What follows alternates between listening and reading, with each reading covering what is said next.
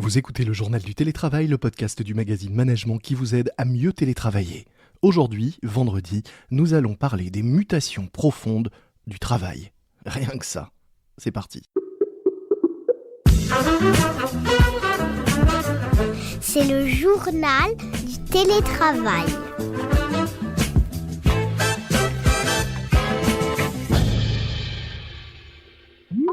Présentiel ou hybride, 2 jours ou 100%, plus de télétravail ou moins de télétravail. Et si plus, comment conserver les salariés engagés? Et si moins, comment leur permettre de concilier quand même vie pro et vie perso? À toutes ces questions, bien, nous n'allons pas apporter de réponse, car ce que nous dit notre invité du jour, c'est qu'au-delà de ces questions qui relèveraient presque du détail, c'est sur les mutations profondes du travail qu'il faut s'interroger en ce moment. Et cet invité, c'est Michael Cabrol, CEO, fondateur d'Easy Recruit, société du groupe iCIMS. Bonjour. Bonjour Lomig. Alors, quelles sont les mutations qui vous font vous interroger en ce moment? Il y en a énormément, mais on va dire que ce qui s'est passé les 12 derniers mois a permis de s'interroger sur notre relation au travail. Mhm. Et effectivement, on voit bien qu'il y a eu une accélération énorme dans la manière dont on consomme le travail, j'ai envie de dire, la manière dont on appréhende la journée de travail, et plutôt des mutations positives en fait. Vous l'avez dit en introduction, le télétravail est une de ces répercussions, mais il faut bien voir qu'on a fait un saut quantique quand même entre ce que l'on pouvait imaginer pratiquer il y a encore 12 mois et ce qu'on pratique aujourd'hui. Et je pense que c'est une bonne chose à la fois pour les entreprises qui se modernisent et pour les salariés qui voient aujourd'hui une nouvelle manière d'appréhender leur relation au travail. Alors ce saut quantique, comme vous le dites, on l'a réalisé tous en mars dernier, puisque quasiment la majorité des salariés qui pouvaient être en télétravail l'ont fait. On a l'impression que depuis, c'est un petit peu étiolé et que certains freinent même quand on leur parle de télétravail. En fait, on va dire que ça dépend des entreprises et que ça dépend des secteurs. On a des secteurs qui pour la peine, sont allés au 100% de télétravail, des entreprises qui ont dit, nous, on passe au 100% de télétravail, mais il y a aussi des risques par rapport à ça, on pourra y revenir. Et d'autres qui rétropédalent un petit peu et qui disent, finalement, c'était mieux avant et donc on va revenir au système qu'on avait avant. Je pense que nous, en tout cas, nous, la solution qu'on a adoptée et celle que l'on privilégie, c'est, je pense, un mode hybride Mhm. où on laisse quand même le choix aux salariés dans la manière dont ils vont appréhender le retour au travail et le retour au bureau, en fait. C'est ça qui cristallise un petit peu toutes les discussions. Et je pense que les entreprises qui disent qu'elles sont passées à 100% de télétravail du jour au lendemain, je pense que ça a des répercussions qui sont assez négatives parce que les salariés ne sont pas forcément prêts à ça et c'est pas forcément le contrat qu'ils avaient, quoi. C'est pas forcément le deal qu'ils avaient avec leur employeur. Donc, il y a pas mal de salariés qui comprennent pas vraiment pourquoi on leur impose ça. Mhm. Et à contrario, les entreprises qui demandent à leurs salariés de revenir à 100%, alors en mettant un cadre sanitaire qui est respecté, je pense que ça marche pas non plus parce que les salariés se rendent bien compte qu'ils préfèrent un mode un peu plus libre et que toutes les entreprises ont bien ressenti qu'elles ont réussi à travailler et à délivrer ce qu'elles avaient à délivrer malgré un télétravail accru ces 12 derniers mois. Ce que vous dites aussi, c'est que au-delà de ces questions d'organisation, presque d'emploi du temps, de est-ce que je vais au bureau, si oui, quel jour, sous quelle forme et comment, ce que ces questions autour du télétravail mettent en relief, ce sont surtout des questions de pratique managériale, Oui, des questions de confiance, de culture d'entreprise, d'autonomie, de liberté. oui, tout à fait. Et effectivement, en fait, pour certains managers ou certaines entreprises, le télétravail peut faire peur parce qu'on se dit, quand quelqu'un est en télétravail, en fait, il va pas faire son job, quoi. Ou alors il va flâner, il va aller au sport, il va faire autre chose. Et en fait, c'est ce symptôme-là dont il faut réussir à se libérer parce que, moi, c'est ma conviction et je pense qu'elle est quand même largement partagée, c'est que les salariés sont autonomes, ils ont besoin d'un cadre, mais globalement, on peut avancer sans avoir son manager derrière son dos toute la journée, quoi. Donc c'est ce cadre-là qu'il faut réussir à changer. Mais pour autant, je comprends aussi certains managers qui ne se sentent pas prêts à avoir toutes leurs équipes qui ne sont plus sur le même plateau, on va dire. Et je pense qu'il y a un vrai travail de formation, de transition, d'éducation aussi au niveau du management pour aider les équipes managériales à appréhender ce nouveau mode de management, ce mode de management à distance qui est quand même assez particulier aussi. Oui, parce qu'il implique un certain nombre de choses. Vous disiez, certains vont se demander si le salarié va pas aller, faire du sport ou autre chose, mais finalement, après tout, qu'est-ce qui l'en empêche à partir du moment où les résultats sont là? Est-ce que c'est pas de la culture du présentéisme qu'il faut sortir pour passer plutôt à une culture du résultat, des objectifs, plus que du temps de travail, derrière son écran? Tout à fait. Nous, on en est convaincus.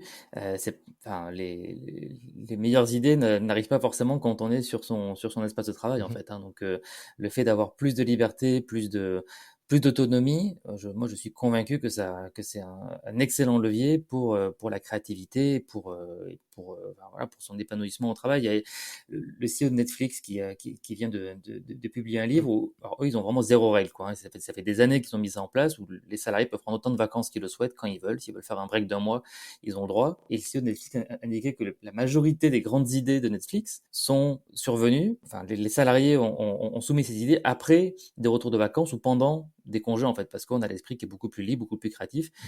Nous, c'est le sentiment qu'on a et on est, voilà, et on pense que c'est l'avenir, hein, de toute façon. On pense que c'est le sens de l'histoire, mais forcément, on passe par une étape de transition qui est un peu plus compliquée pour certaines entreprises que pour d'autres. Ouais, parce que la liberté peut faire peur aussi. Je pense, oui, tout à fait. Mais c'est quelque chose qu'il faudra mesurer dans le temps. Et je pense que les sociétés qui n'auront plus trop le choix, en fait, hein, de passer à ce mode d'organisation parce que les salariés vont le demander. Et donc, en termes de marque employeur, ça va être un vrai frein à l'embauche si on n'a pas une politique de télétravail ou de gestion des horaires qui soit un petit peu souple. Donc, les entreprises vont être obligées de passer à ça. Mais les résultats montreront que ça fonctionne tout aussi bien. Un autre sujet, qui revient souvent quand on parle de télétravail ou de mode hybride, c'est l'isolement dont certains, se plaignent, à distance. Or vous, vous dites, c'est un point de vue assez, fort et pertinent, qu'on peut tout à fait se sentir seul au bureau au milieu de ses collègues et qu'on peut, à contrario, être parfaitement bien entouré, alors qu'on est seul chez soi. Oui, bah, je suis assez enfin, effectivement, je confirme.